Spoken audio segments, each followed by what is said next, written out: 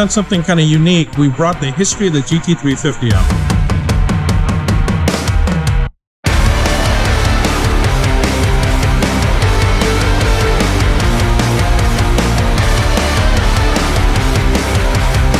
So we have from 1966, 65, all the way down at the end is the 2025.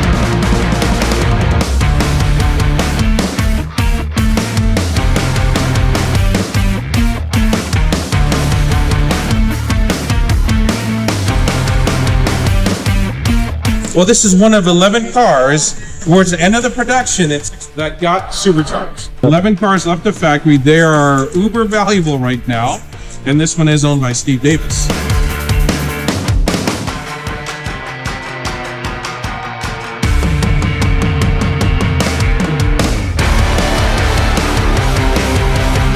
This one was the collector, and that one right there, which is a race car. Yep.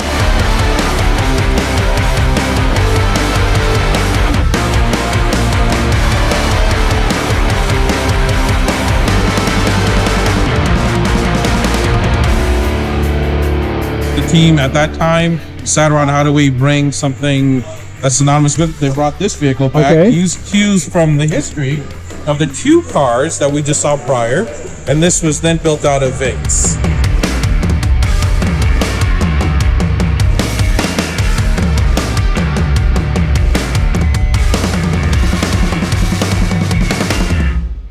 But each one of the cars, currently we offer 3 Mustangs in our lineup that have been modified as Shelbys. Okay. And they all have a different driving style and dynamic. You can get into each of the cars and understand why they're all different. It's not, as you see online, stickers and scoops or just another Whipple. Right. It's the session work, the development that Vince, our vice president, puts into these vehicles and the team back in Vegas, you can feel in the driver attributes.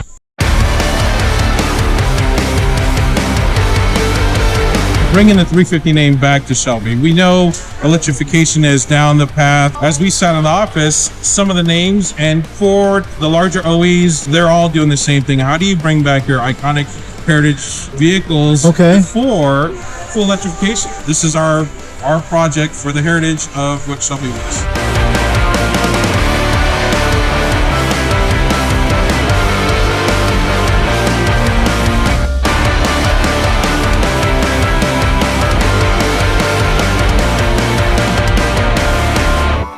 Thanks for riding along. More cool content only on Muscars with Eric.